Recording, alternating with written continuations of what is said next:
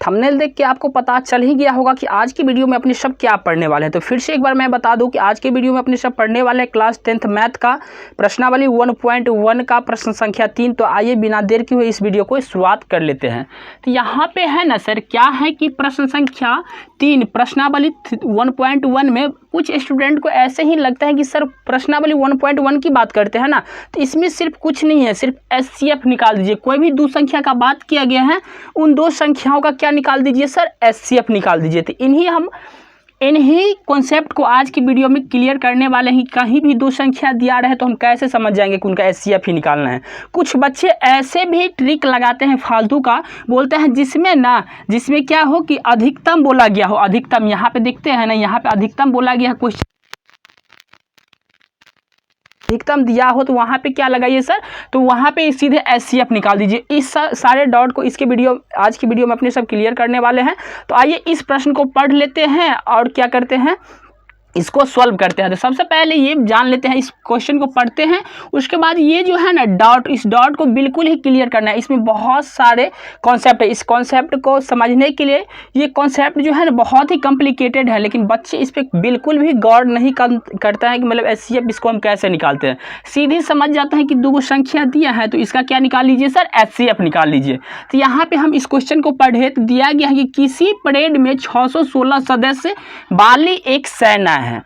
सेना की टुकड़ों को 32 सदस्यों वाली एक बैंड, आर्मी बैंड के पीछे मार्च करना है। दोनों समूहों को समान संख्या वाले स्तंभों में मार्च करना है। उन स्तंभों की अधिकतम संख्या क्या है जिसमें वो मार्च कर सके। कहने का मतलब है, यहाँ पे पहले हम लिख लेते हैं हल, और यहाँ पे लिखते हैं, क्या लिखते हैं, कहने का मतलब है क्या कि 616 सदस्य मतलब आर्मी की है, और 32 को जो सदस्य है ना वो क्या चीज़ की है, तो आर्मी वाली बैंड की। तो बोलता है क्या आर्मी वाले बैंड जो है ना, मान के चलिए ये आर्मी वाले बैंड है, ये क्या कर रहे हैं, आगे चल रहे हैं, और उसके पीछे क्या है सर, तो ये है 616 आर्मियाँ है। तो यहाँ पे हम लिख लेते हैं, यहाँ पे 616 आर्मी है, मान लीजिए यहाँ पे क्या है सर, 616 आर्मी है।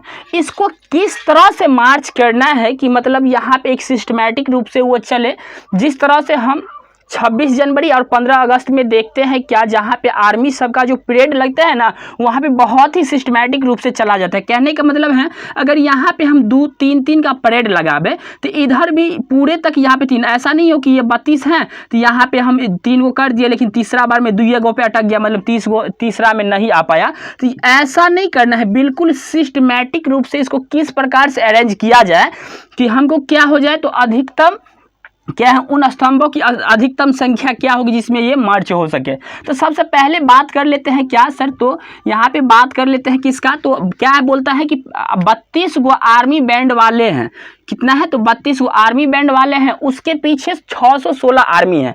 तो यहाँ पे हम क्या करते हैं कि यहाँ पे हम 32 गो आर्मी बैंड वाले को क्या करते हैं सर, आगे लेते हैं। 32 गो आर्मी बैंड वाले को यहाँ पे क्या किए सर, इस प्रकार से हम आगे कर लेते हैं। 32 गो है तो यहाँ पे चलिए इसको हम कर लेते हैं कि 32 गो ये हैं, ऐसे करके हम कर लिए कि ये 32 गो हैं आर्मी बैंड वाले, इसको हम आगे कर लिए, इधर की ओर चलता है।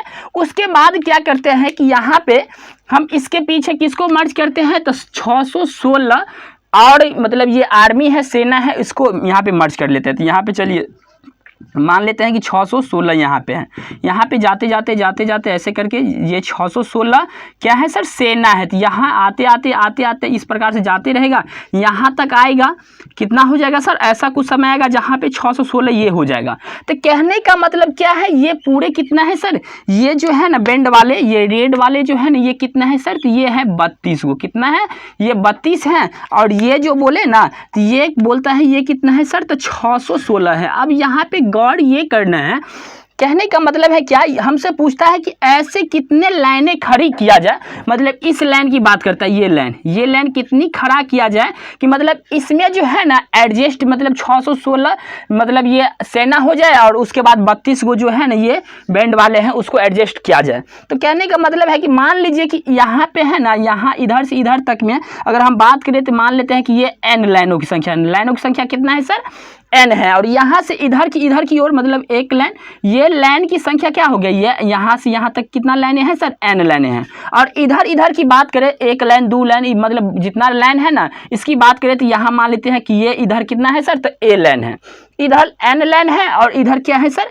a लाइन है। और यहाँ से बात करें तो ये भी तो इतना दूर ये n ही में होगा, तो ये इधर भी n स्तंभ है, और इधर इसका बात करें तो ये मान लेते हैं ये A है और ये B है। अब इस चीज़ को हम नहीं समझे, यहाँ पे साइड में आके एक उदाहरण को समझते हैं। कहने का मतलब है 1 2 3 4 है ना, 1 2 3 4, फिर 1 2 3 4। अब यहाँ पे जो ऐसा कुछ कतार है तो इसको हम लिख सकते हैं, इधर कितना है सर, तो 3 है, एक ये लाइन, दो लाइन, तीन लाइन, तीन लाइन हुआ। इधर क्या गो है सर, ये खराब वाला, तो 1 गो 2 गो 3 गो 4 गो, तो ये 4। इसको हम लिख सकते हैं क्या, सिंपली लिख सकते हैं कि इसमें अगर पूछा जाए कि कितना मैंगो है या कितना संतरा है, तो इसको हम लिख सकते हैं क्या, सिंपली 3 गुने 4 या 4 गुने 3 बराबर 12। मतलब ये ऊपर में जितना भी है ना, ये इसके गुणनफल है, तो इसके अनुसार हम इसको कैसे लिख सकते हैं, तो इसको हम लिख सकते हैं क्या, तो इसको लिख सकते हैं सर 32 को, 32 बराबर लिख सकते हैं सर n गुने ये, इसको गुना किए n गुने a। उसके बाद इसी प्रकार से इसको क्या लिख सकते हैं, 616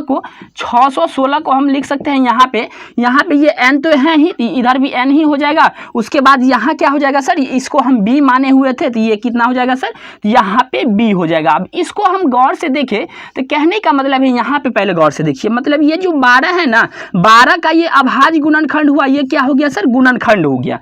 ये क्या हो गया सर, गुणनखंड हो गया, कॉमन गुणनखंड हो गया। यहाँ पे क्या है सर, इसका मतलब है ये 32 का भी कोई ना कोई गुणनखंड ही होगा, यहाँ 616 का कोई ना कोई गुणनखंड ही होगा, जिसको हम गुना करें तो इतना 616 आ जाए, या इसको गुना करेंगे तो कितना 32 आ जाए। इस प्रकार से यहाँ देखिए ना, जैसे 3 और 4 को गुना कर रहे हैं तो 12 हो जा रहा है, इसी प्रकार से कुछ ऐसा गुणनखंड होगा जिसको गुना करेंगे तो 32 हो जाएगा, और जिसको गुना करेंगे तो कितना हो जाएगा सर, 616 हो जाएगा। तो अब यहाँ पे दोनों में कॉमन गुणनखंड कितना है, उभयनिष्ठ गुणनखंड क्या है, तो उभयनिष्ठ गुणनखंड यही हुआ, ये हो गया उभयनिष्ठ गुणनखंड। तो कहने का मतलब है 32 तथा 32 का और 300 मतलब 616 में उभयनिष्ठ गुणनखंड कितना है सर, तो ये कितना है सर, n है। मान लीजिए क्या है सर, n है। तो यहाँ पे अब उभयनिष्ठ गुणनखंड करने के लिए क्या करना होगा, या तो हमको गुणनखंड निकालना होगा, या गुणनखंड नहीं निकाल पाते हैं तो इसको मतलब जानते तो पहले से ही थे कि इस चैप्टर में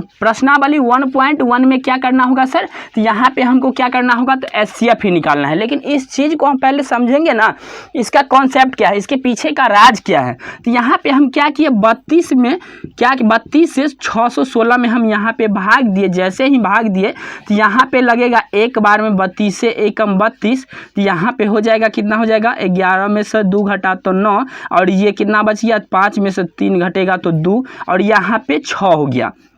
अब क्या करते हैं, यहाँ पे अगर हम 7 8 से गुना करते हैं तो यहाँ पे देखिए 8 दूना 16, अतिरिक्त 24, और 24 और 1 25, मतलब कितना हो जाता है, अगर 9 से गुना कर दे, यहाँ पे अगर 9 से गुना कर दे तो कितना हो जाता है, अगर 9 से गुना करते हैं तो ये हो जाता है सर 288। तो यहाँ से 9 से गुना किए तो यहाँ पे हो गया सर 288। अब यहाँ पे कितना बचेगा, 16 में से 8 घटेगा तो 8, ये बच गया कितना, तो ये 0 है तो कट गया, ये भी कट गया।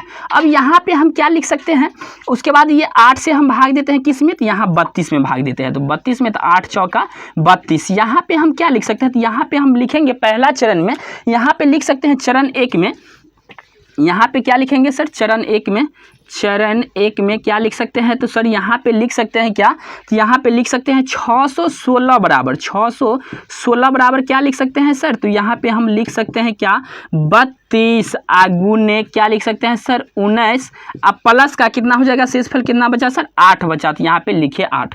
उसके बाद सेकेंड दूसरा चरण में क्या लिखेंगे सर, तो दूसरा चरण में लिखेंगे 32 बराबर क्या लिखेंगे, 32 बराबर कितना हो जाएगा सर, 19, क्या लिखेंगे 32 बराबर लिखेंगे 8, क्या लिखेंगे 8 गुने 4, और शेषफल कितना हो गया, तो 0 हो गया। तो इसका मतलब ये इसका HCF हो गया, HCF कितना हो गया सर, 8 हो गया। मतलब ये दोनों में कॉमन कितना आ गया, तो 8 इसका कॉमन हो गया। तो इस प्रकार से हम लिख सकते हैं क्या, कि यहाँ पे क्या लिखता है, क्या बोलता है कि समान संख्या वाले स्तंभों में मार्च करना है, उन स्तंभों की अधिकतम संख्या क्या है। तो यहाँ पे लिखेंगे, इसलिए लिखेंगे स्तंभों की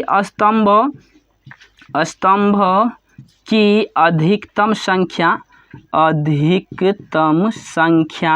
कितना हो जाएगा सर, तो अधिकतम संख्या कितना है, तो 8 स्तंभों में इसको, इस सेना को अगर हम अरेंज करेंगे तो क्या हो जाएगा सर, बहुत ही सिस्टमैटिक रूप से ये अरेंज हो जाएगा। ये सबसे अधिकतम संख्या यही है, 8 ही हैं। तो चलिए मैं उम्मीद करता हूँ कि ये प्रश्न आपको समझ में आ गया होगा। और वीडियो पसंद आए तो वीडियो को लाइक करें, चैनल को सब्सक्राइब करें, दोस्तों के साथ शेयर करें। फिर मिलते हैं ऐसे ही इंटरेस्टिंग वीडियो के साथ नेक्स्ट वीडियो में। तब तक के लिए धन्यवाद।